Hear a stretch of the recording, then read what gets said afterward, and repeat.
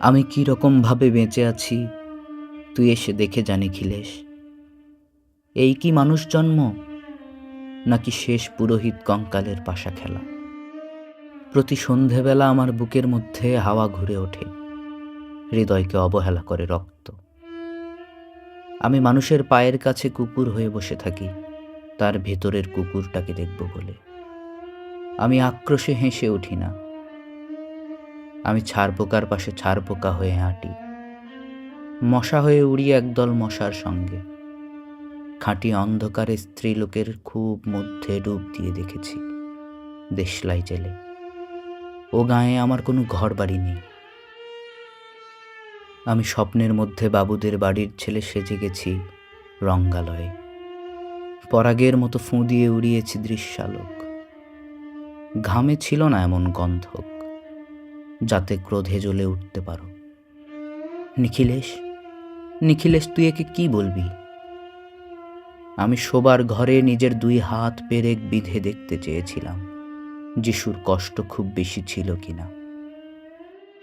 আমি ফুলের পাশে ফুল হয়ে ফুটে দেখেছি তাকে ভালোবাসতে পারি না।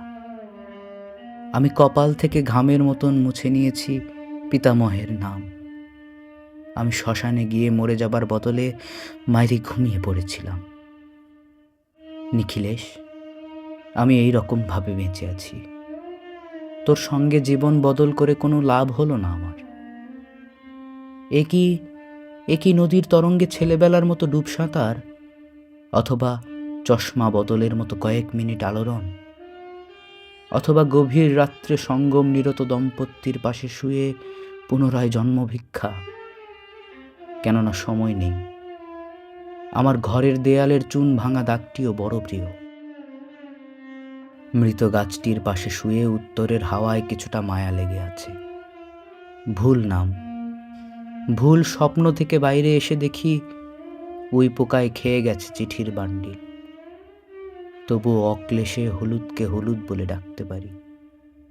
আমি সর্বস্ব বন্ধক দিয়ে একবার একটি মুহূর্ত চেয়েছিলাম, একটি ব্যক্তিগত 0 আওয়ার।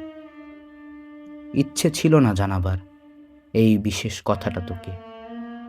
তবু ক্রমশই বেশি করে আসে শীত। রাত্রে এরকম জলতেষ্টা আর কখনো পেত না। রোজ অন্ধকার হাতড়ে টের পায় 3টে ইঁদুর। ইঁদুর নয়, মুশিক।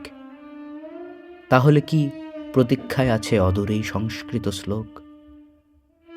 পাপ ও দুঃখের কথা ছাড়া আর এই অবেলায় কিছুই মনে পড়ে না। আমার পূজা ও নারী হত্যার ভিতরে বেজে ওঠে সাইরেন। নিজের 2 হাত যখন নিজেদের ইচ্ছে মতো কাজ করে, তখন মনে হয় ওরা সত্যিকারের। আজকাল আমার নিজের চোখ দুটো মনে হয় এক পলক সত্যি চোখ। এরকম সত্য পৃথিবীতে খুব বেশি নেই, আর খুব বেশি নেই।